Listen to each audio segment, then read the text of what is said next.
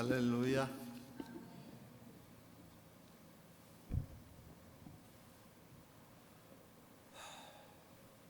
잠깐 기도하겠습니다. 아버지 고맙습니다. 감사합니다. 우리 사랑하는 집사님의 입술을 통하여서 또 오늘 말씀 증거하는 저에게 은혜를 주시고자 입술에 정결함이 있도록 기도하였습니다. 아버지, 지난 한 주간의 삶 속에서도 입술로 범죄함이 어찌 그리 큰지 지옥 형벌 받아야 마땅한데, 하나님 또 오늘 말씀 증거하게 하시니 이 시간 제 입술에 부정함 다 제거하여 주시옵시고 정결하게 하나님 말씀이 온전히 증거될 수 있도록 인도해 주실 것을 소망합니다. 전하는 자나 듣는 자가 한 마음으로 하나님의 은혜를 마음껏 누리는 귀한 시간 되도록 성령 역사해 주시옵소서. 감사하옵고 예수님의 이름으로 기도합니다. 마이크가 울리진 않죠? 안 울리죠? 네. 해피 추석. 추석이 수요일인가요? 화요일인가요? 화요일이죠. 잊고 살아요. 한국 떠나면 그때부터 추석은 남의 나라 명절 같아요. 추석에도 일해야 되고, 추석에도 일해야 되고, 송편도 못 먹고, 토란국은 생각도 못 해보고요. 추석이 그래도 한가위만 같아라. 넉넉해, 우리 마음이 좀 풍성하고 넉넉했으면 좋겠어요. 실제는 좀 어렵더라도 넉넉한 척이라도 하고 살았으면 좋겠어요. 오늘 성경 본문은 주보를 참조하시면 너무 좋아하실 것 같아요. 여러분들은 한 절밖에 안 되니까, 그죠? 성경 본문 한 절입니다. 다 같이 일어나서 말씀 받도록 하겠습니다. 시편 12편 6절 말씀입니다. 여호와의 말씀은 순결하며 흙 도가니에 7번 단련한 은 같도다. 아멘. 앉아주시기 바랍니다.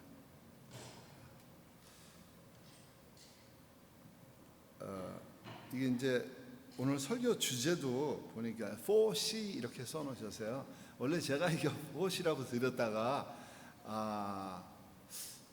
수요 예배 때 목사님 이제 설교하시고 나서 그날 저녁에 집에 가서 다시 이제 준비한 것들을 이렇게 보면서 4C는 이번에는 아닐 것 같다. 그래서 설교를 좀 제목을 바꿨습니다. 그런데 그게 이제 정리가 되지는 않은 것 같아요. 제 실수입니다. 제가 어제 늦게 드렸거든요. 설교 본문과 이런 거를. 그래서 제 실수입니다. 원래 오늘의 설교 본문은 주제는 단련이라고 하는 겁니다. 연단이라고도 하고요, 단련이라고도 하는데 영어 성경을 보니까 두 가지로 표현되어 있더라고요. 하나는 refine, 그래서 무엇을 깨끗하게 정제한다 하는 게 있고, 또 다른 하나는 purify, 그랬어요. 말 그대로 정결하게 한다 하는 단어의 뜻이 있습니다. 시편 12편은 이게 8절이 한 저거를 이루고 있는데, 한 단을 이루고 있는데, 이거는 다윗이 사울의, 이 시기가 사울의 말기, 그러니까 다윗이 아직 정권 잡기 전에 사울의 말기, 막 혼란했던 것 같아요. 다윗의 마음도 혼란하고 사울도 막 정신이 없고 사회도 막 어지럽고, 혹은 다윗이 정권을 잡았는데 아들들이 거푸 반역을 일으켜서 다윗이 평소에 다윗의 사람이라고 여겼던 분들이 다 떠나가 버리, 주위에 사람이 없고 사악하게 보이고, 그래서 다윗이 이 글을 쓰지 않았나 한 두 가지 배경으로 신학자들은 보고 있습니다. 첫 번째, 오늘 살펴보지는 않았어요. 그런데 저는 살펴봤어요. 이게 제가 살펴본 걸 기준으로 해서 말씀을 드리겠습니다. 오늘 시편 12편 1절에 이렇게 나와요. 여호와여 도우소서, 이렇게 시작을 하거든요. 그런데 영어 성경에는 도우소서가 먼저 나와요. 도우소서 여호와여.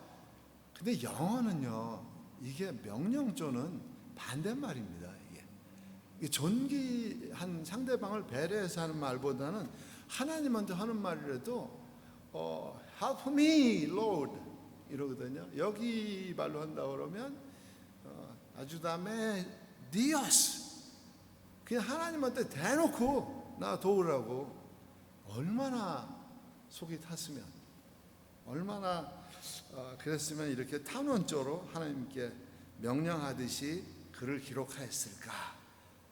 계속 이어서 보니까 경건한 자가 끊어지고 충실한 자들이 인생 중에 없어진다는, 자기의 삶 속에 다 없어지는 것 같이 보인다는 거예요. 그리고 그들이 이웃에게 각기 거짓을 말하고 있다는 거예요. 마치 다윗과 함께 있던 사람들이 그 아들들의 품에 가니까 이제 자기들이 합당한 걸 나타내기 위해서는 다윗을 폄하해야 되고, 다윗이 왕의 자리에 있는 게 옳지 않다는 것을 말하려니까 거짓을 말해야 되고요. 또 그 아들들에게 아첨하고, 두 마음으로 말하는, 속 마음과 겉에 있는 마음이 다르는 그런 마음으로 말한다는 거예요. 4절까지 보면 다윗이 계속 이런 식으로 글을 기록했어요. 막 탄원을 하는 거예요. 하나님이 이래서 이들이 이런데 내가 속이 상해 죽겠어요. 나를 좀 어떻게 도와주세요. 그러면서 여호와의 말씀이 얼마나 순결한가. 나는 말씀을 정말 사모한 사람 아닙니까? 흑도간이 7번 단련한 은 같다. 하나님의 말씀이. 그리고 이 말씀이 이스라엘을 지키시고 이 세대로부터 영원까지 이스라엘을 보존시켜주기. 이스라엘이라 하는 것은, 여기에서는 이스라엘을 얘기하지만 이제 오늘을 사는 우리에게는 하나님의 백성들, 하나님의 자녀들은 하나님께서 영원히 보존하시겠다는 거예요. 그럼에도 불구하고 이 비열한 인생들은 아주 곳곳에서 날뛴다는 거예요. 그래서 5절에 보면 하나님께서 이스라엘을, 하나님의 백성들을 안전지대로 옮겨주신다고 그렇게 말씀하고 계세요. 1절에서 4절까지 보면 얼핏 다윗보다는 오히려 더 엘리야의 모습을 나타내고 있어요. 엘리야가 아합과 이세벨이 죽이겠다고 하니까 이제 겁이 나서 광야로 도망치잖아요. 광야로 도망쳐가지고 광야에서도 또 거기에서 하루길을 더 안으로 들어가죠. 하루길이면 보통 40km 정도 더 걸어서 가는 거리. 들어가서 이제 굶고 있을 때 또 하나님께서 먹을 양식도 주시고, 여기에서 뭐 하고 있니? 그래서 호렙산으로 다시 40주야를 걸려서 호렙산으로 가게 됩니다. 그리고 무섭잖아요. 자기 혼자밖에 없으니까 굴 속에 숨어서 기도를 할 때 하나님 도우소서. I'm the only one. 나 하나밖에 안 남았잖아요. 내가 450여 아합의 선지자들, 바알의 선지자들하고 싸움을 해야 되는데 나 하나밖에 안 남았다고. 그러니까 하나님께서 너 하나가 아니라고, 너를 도우는 지금 기도하는 사람들이 많이 있다는 것이에요. 다윗의 사정도 아마 비슷했을 것 같아요.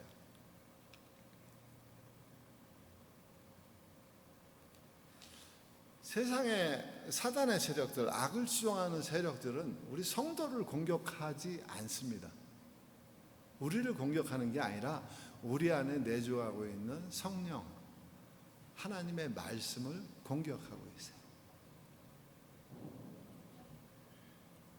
언제까지요?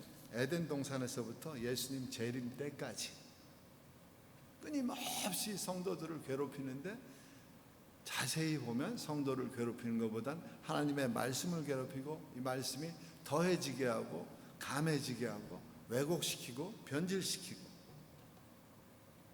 성도들로 하여금 하나님의 말씀을 의심하게 하는 이 일을 사탄들이 하고 있습니다. 오늘 봉독한 다윗의 글을 보면, 이제 물론 6절만 봤지만 다윗의 시편 12편 전체를 보면 세상 사람들과 하나님의 사람들을 명확하게 구분할 수 있는 장면들이 많이 있습니다. 시편 12편 2절로 3절에 보면 세상 사람들은 두 입술을 갖고 있습니다. 거짓하는 입술과 아첨하는 입술. 또 이 사람들은 세상적인 성공을 간절히 원하고 있습니다. 우리의 혀가 이 길이라 말로다가 세상을 다 해볼 수 있다는 거예요. 우리 입술이 우리 건데 누가 우리를 주관하느냐? 이 말씀을 읽으면서 제가 한 주간 동안을 또 이게 보니까 저도 입술로 범죄함이 너무 많았어요.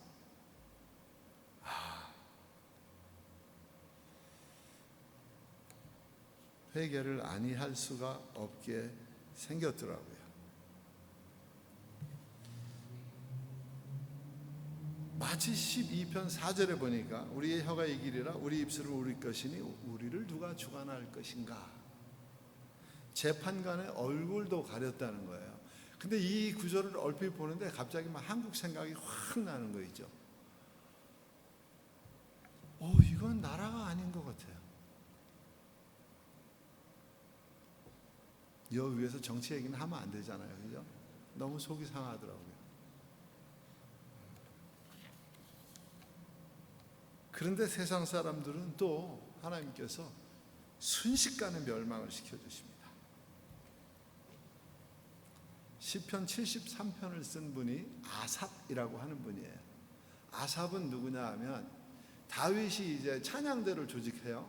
그리고 또 찬양대뿐만 아니라 악단을 조직합니다. 오늘날로 말하자면 오케스트라라고 할 수 있는 오케스트라 단을 만들어요.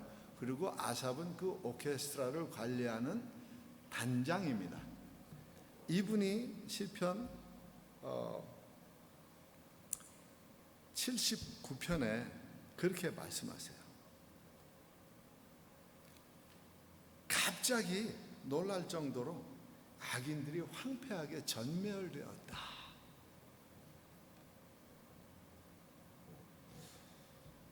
민수기 16장 26절에 보면 모세가 이스라엘 백성들이 멸망할까봐 너무 전전긍긍하시면서 뭐라 그러냐면 악인들의 장막에는 아예 들어가지도 말고 그들의 물건을 만지지도 말라는 거예요. 순간 멸망할까 전멸당할까 두렵다는 것이에요. 고린도전서 10장 8절로 10절에 보니까 세 가지 잘못으로 인해서 멸망당하는 이스라엘 백성들을 보게 돼요. 광야에서 음행하다가 하루에 2만 3천 명이 죽어요. 그러면 2만 3천 명이 음행을 하였다는 것인가? 아니면 성경은 많은 경우에 대표 원리를 사용해요. 어떤 사람들이 모범을 보여야 될 사람들이 모범을 보이지 못한 대가로 다른 백성들이 2만 3천이 죽었나?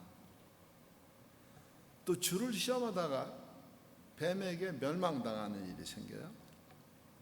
그리고 원망을 많이 하잖아요. 광야로 나간 이스라엘 백성들이 제일 많이 하는 게 원망 아니겠어요? 홍해가 가로막고 있으니까 원망하죠. 물이 있으니까 원망하죠. 불뱀에 물리니까 원망하죠. 모세가 산에 올라갔다 내려오지 않으니까 원망하죠. 원망 애프터 원망인 것 같아요. 그래서 이런 모습들을 보면서 우리에게 주는 교훈은 확실하지 않나요? 정말 너무 확실한 것 같아요. 두 번째로 우리가 소개되고 본받아야 될 사람들이 하나님의 사람들이에요. 하나님의 약속의 말씀을 믿고 말씀을 사모하고 또 경건한 생활을 하는 사람들. 시편 19편 14절에는 이런 사람들을 이렇게 표현하더라고요. 이 사람들이 입술로 하나님을 찬양할 때 나의 반석이시여 나의 구속자이신 여호와여 내 입의 말과 마음의 묵상이 주 앞에 연락되기를 원하나이다. 그리고 이분들은 구원 사역에 아주 충실합니다. 시편 12편 1절에 구원 사역에 충실한 하나님의 백성들을 향해서 주신 말씀이 있었어요. 근데 이분들이 이제 다윗의 곁을 떠나가게 되니까 다윗이 마음이 아팠던 거예요. 또 하나님은 이러한 분들과의 약속을 아주 신실하게 지키세요. 왜냐하면 하나님께서 하신 모든 약속은 전혀 어긋남이 없기 때문입니다. 창세기 12장 2절에는 아브라함을 향해서 하나님께서 약속하십니다. 축복의 약속을 하세요. 자손 번영에 대한. 예레미야 44장 28절로 29절에는 비교해주는 말이 있어요. 애굽에 거주하던 유대 사람들의 말과 하나님의 완전한 말씀 중에 어느 것이 신실한가? 신실한 사람들은, 하나님의 말씀을 사모하는 사람들은 어느 말씀을 신실하게 여기겠는가? 예레미야는 한탄하면서 그렇게 말하고 있습니다. 히브리 언어의 특징은요, 점 하나, 획 하나를 통해서 말의 뜻이 완전히 바뀐다는 것에 있어요. 히브리어는 모음이 원래 없습니다. 자음만 있습니다. 자음만 22개로 구성이 되어 있는데요, 거기다가 후세 사람들이 모음을 찍어서 말을 변형시켰습니다. 그래서 1.1획 찍는 게 너무 귀한 거예요, 이분들에게는. 마태복음 5장 18번째 말씀에는 하늘과 땅이 없어지기 전에는 성경에 1.1획도 더하거나 빼지 말라 하는 말씀이에요. 왜? 그 말씀이 다 성취되기 때문에. 리차드 포스터라고 하는 현대 영성 신학자가 있습니다. 이분 책도 많이 쓰시고요. 이분이 경건의 연습을, 하나님의 사람들은 경건의 연습에 아주 충실하기 때문에 경건의 연습을 세 가지로 구분하였습니다. 첫 번째는 내적 연습이 있고요, 두 번째는 외적 연습이 있고, 세 번째는 단체의 연습이 있다는 거예요. 경건의 연습에 있어. 그럼 내적 연습은 무엇인가? 여호와의 물법을 즐거워하여 그 율법을 주야로 묵상하는도다 하는 시편 기자가 쓴 글과 같이 말씀을 주야로 묵상하는 것이 내적 연습이라는 것이에요. 그럼 외적 연습은 무엇인가? 철저한 자기 부인으로 순종하며 나아가는 것이라는 거예요. 확실하게 보여주는 것이라는 거예요. 형제간에 너희는 그리스도를 경외함으로 피차 복종하라고 에베소서 5장에는 그렇게 말씀하고 계세요. 성도 간에도 서로 복종함으로 서로를 존중히 여기라는 것이에요. 그것이 성도의 외적 경건의 연습이라는 것이에요. 단체 연습의 대표적인 것은 예배예요. 예배 외에는 달리 단체 경건 연습을 표현할 방법이 없어요. 우리는 이제 아직 여기는 지금 구역 예배 이런 걸 못 드리고 있죠. 못 드리고 있는데 이제 당회가 구성이 되면 바로 드려야겠죠. 그죠? 제일 먼저 해야 될 일이.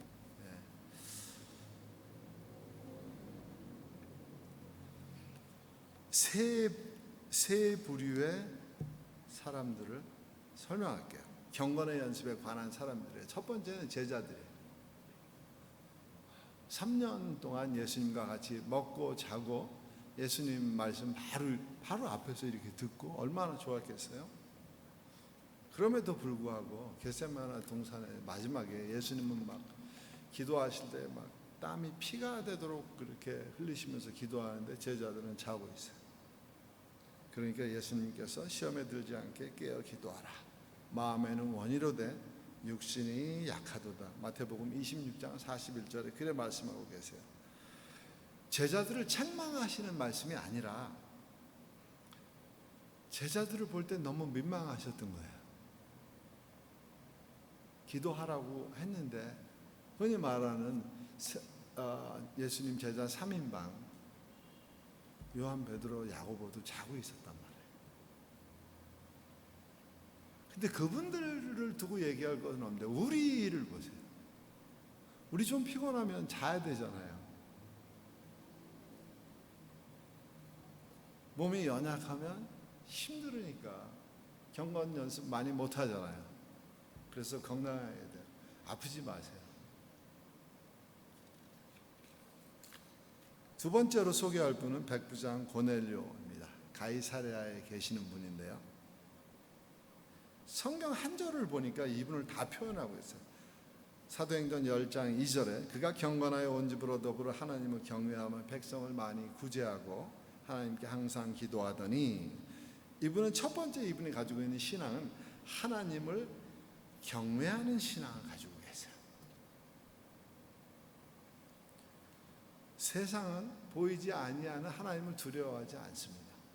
보이는 현상을 더 두려워해요. 더 무서워하고 더 신경 써요. 이분은 안 그랬어요. 백부장 고넬료는. 이분은 하나님을 늘 경외하고 경건하기를 아주 밥 먹듯이 했던 분 같아요. 두 번째로 이분은 구제하는 신앙을 소유했던 분 같아요. 백성을 많이 구제하였다고 그래요. 히브리어 단어에는 헬라어의 단어에는 엘레아 모시네라고 하는 단어를 사용하는데요. 찾아보니까 이 단어가 가진 뜻이 자비, 동정심, 긍휼이라는 뜻을 가지고 있어요. 이분은 그냥 내가 뭐가 많아서 준 게 아니라 이분이 원래 가지고 있는 심성 자체가 자비롭고 동정심이 많고 긍휼함이 있었다는 것이에요. 그리고 이분은 항상 하나님께 기도하던 분이었어요. 무엇이든지 하나님께 간구하던 분이었어요. 우선순위가 하나님께 맞춰져 있는 분이었다는 것입니다. 마지막 대지는요, 성경을 믿는 자에게 연단을 요구하고 계세요.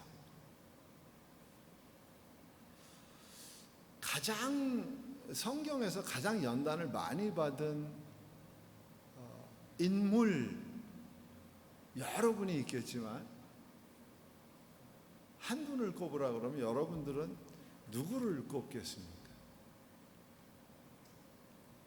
한 분을 꼽으라 그러면 안 들려요? 크게 말해주세요. 저는 욥을 얘기하고 싶어요.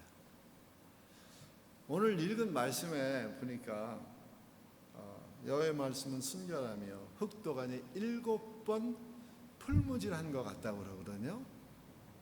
욥이 받은 고난을 제가 쉬어봤어요. 7번쯤 되더라고요. 자식 10명 잃었어요. 재산 다 날아갔어요. 아내, 남편을 조롱했어요. 친구들, 네 신앙이 그거밖에 안 돼. 무시하고 신앙을 무시했어요. 비방하고요. 그리고 이분에게 육체 어려움이 왔어요. 가려움증이라는. 스스로를 비하해요. 태어나지 말아야 될 인생. 그리고 가장 힘들게 이분을 연단시켰던 부분은 하나님의 무관심. 하나님은 관심이 있으셨어요. 분명히 하나님의 마음속에 있었어요. 그러나 욥이 생각했던 하나님은 안 계셨어요. 그래서 욥기 23장 8절로 10절에는 욥이 이렇게 고백을 해요. 앞으로 가도 안 계시고 뒤로 가도 안 계시고 왼쪽에를 봐도 안 계시고 오른쪽에를 봐도 안 계시다는 거예요. 하나님을 뵐 수가 없다. 근데 그가 마지막에 고백하는 것은 하나님은 내가 가는 길을 아신다는 거예요. 그래서 나를 이렇게 단련시키는 후에는 내가 정금같이 되어서 하나님 앞에 나온다고 하는 사실을 이분이 고백하세요. 그리고 42장 5절에 가면 귀로만 듣던 하나님을 이제 내가 눈으로 본다는 것이에요. 그 신앙이 완전히 정제되고 나서 정말 순결해지니까 하나님을 볼 수 있는 눈을 갖게 되었다는 것이에요. 저는 요새 너무 행복합니다. 수요일 저녁이 그렇게 기다려질 수가 없어요. 지금 지난 수요일까지 오면 5번 정도 히브리서 우리 믿음장에서 이제 의인들을 소개하잖아요. 아벨, 에녹, 노아, 아브라함, 그리고 지난 수요일에는 사라까지. 이 예배가요 얼마나 기다려지는지 흥분돼요. 수요일날 집에서 이제 교회 가려고 성경 가방 메고 이렇게 딱 나서는 그때부터 흥분돼요. 오늘은 목사님이 어떻게 말씀을 주실까? 저는 이 말씀을요 이게 팔았으면 좋겠어요. 보석 같아요. 팔았으면 좋겠어요. 정말이에요.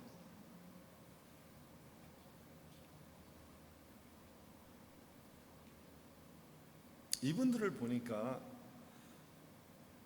엄청나게 이분들도 삶 속에서 고난과 역경이 많으셨더라고요.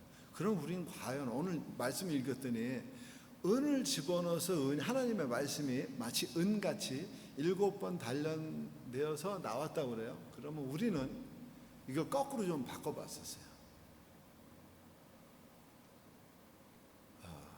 여러분들은 안 해요. 여러분들은 벌써 정제된 은이에요.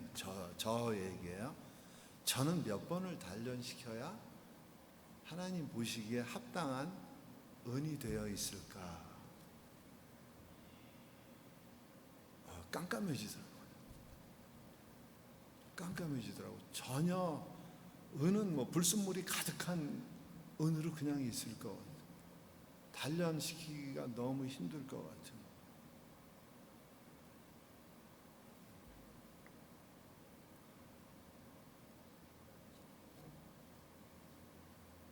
그런데 저희에게 위로 주는 말씀이 있더라고요. 시편 119편 71절에 보니까 고난당한 것이 내게 유익이라. 고난당함을 통해서 내가 배울 수 있는 것이 하나님의 말씀과 하나님의 규례라는 것이에요.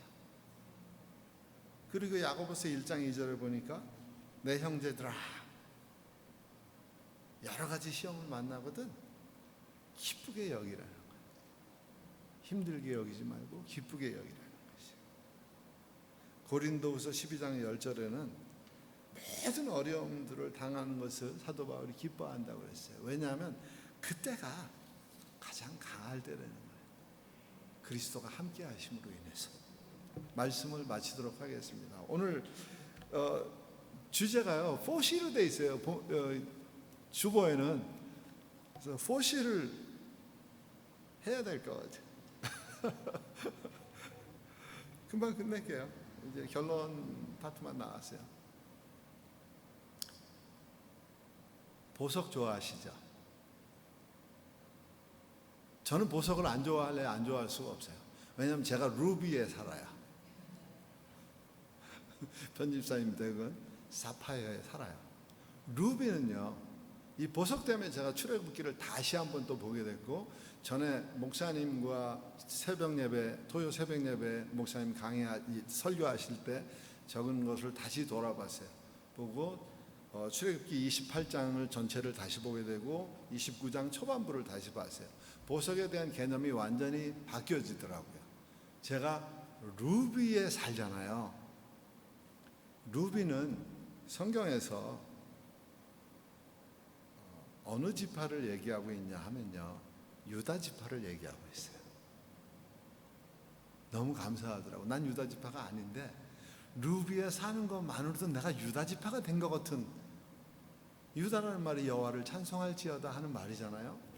너무 좋은 거예요. 사파이어는요, 우리 편집사님 사시는 데는 베냐민 지파가 사파이어입니다. 절대 충성하는 분들이, 절대 충성하는 분들. 4C는 보석 감정의 기준입니다. 4가지 기준을 놓고 보석을 감정합니다. 여기서 말하는 4C를 얘기할 때는 이제 다이아몬드를 보통 얘기하는데요. 얼만큼 투명한가 하는 클리어, 얼만큼 좋은 색깔을 가지고 있나 하는 컬러, 어떤 모양을 가지고 있는가 하는 카트, 그리고 얼마만큼의 크기를 가지고 있는가 하는 캐럿. 그래서 4가지를 얘기해요. 이 척도에 따라서 가격이 조정됩니다. 이 모양에 따라서, 이 컬러에 따라서, 얼만큼 투명한가에 따라서. 현재 성경에는 보석을 12가지만 나타냈어요. 12지파기 때문에. 그리고 금을 나타내고 은을 나타냈어요. 금과 은과 동과 철은 보석이 아닙니다. 그들은 금속입니다. 보석은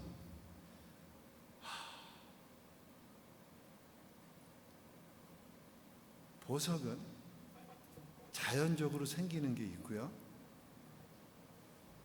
사람들이 만드는 게 있습니다. 만드는 거를 인공보석, 흔히 가짜라고 하죠.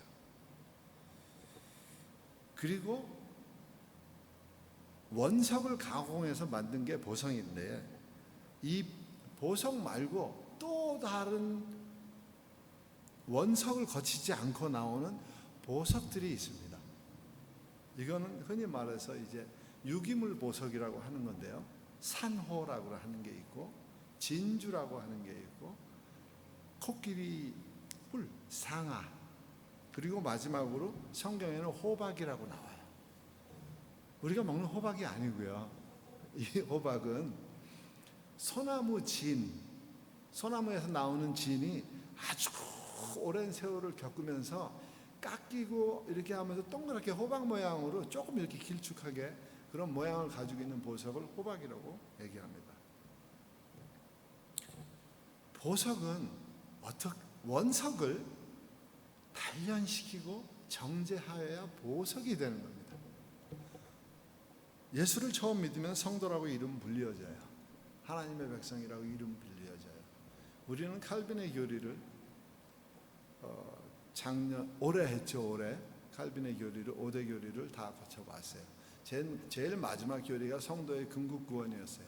성도의 궁극구원은 예수님 앞에 서는 그날까지 믿음을 잃지 않고 계속 우리가 계속 신앙생활할 때 업앤다운이 있는 것은 확실해요.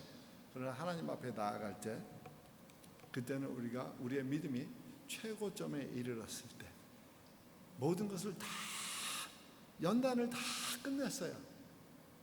정제 과정을 다 끝냈고 주님 앞에 섰을 때 우리는 보석같이 주님 앞에 서 있을 것입니다. 저는 이런 과정을 걷게 되는 우리 사랑하는 평강교회 식구들 너무 자랑스럽고요. 지금도 자랑스럽고요. 늘 존경하고 있습니다. 그리스도의 십자가 보혈은 이미 그런 과정을 다 아세요. 그래서 먼저 우리가 겪을 모든 그 고난과 역경과 험악한 일들을 체험하셨어요. 우리의 약함을 아시고 예수님과 함께 궁극적인 구원을 향해서 매일 승리하며 나아가는 여러분들 되시기를 축원하겠습니다. 기도하겠습니다. 아버지 고맙습니다. 감사합니다. 오늘도 하나님의 말씀을 우리가 함께 나누었습니다.